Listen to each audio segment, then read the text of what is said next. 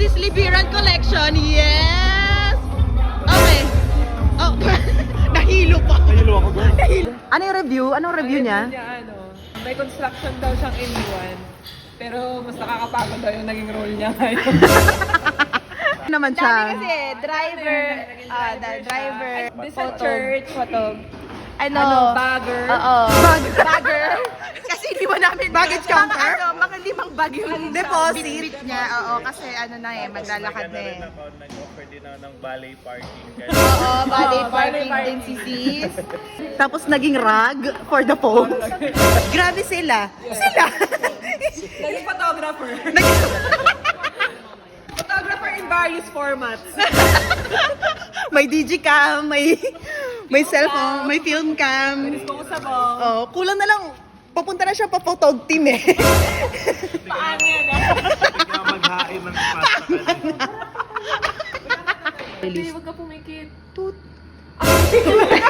Wala. Teka natin ito si Mike. Rock juice sa'yo. Babasain lang yun. For document. O, tingin ka sa kanya. Okay, kiss. Ay, Kiss. Tapos isa. rehearse din, no? Rehearse din. Titi kasi pumipigit. Hindi ba pwedeng Di ba? Pumipigit si Te. Parang kasalanan mo, Te. Sinisip ko yung bright. General check-up pala.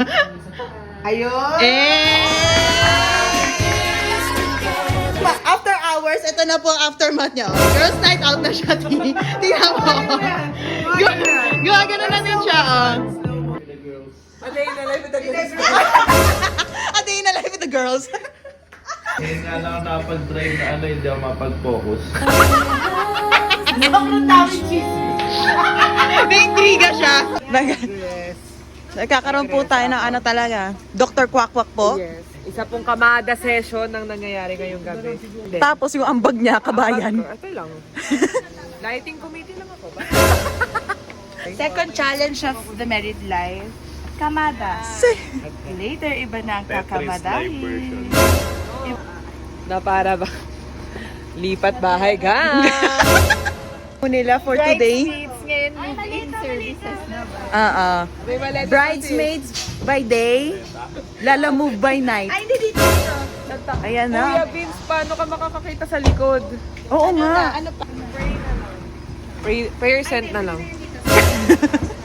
Kaya mo, kuya? Kaya mo? So, ang one time natin sa LU.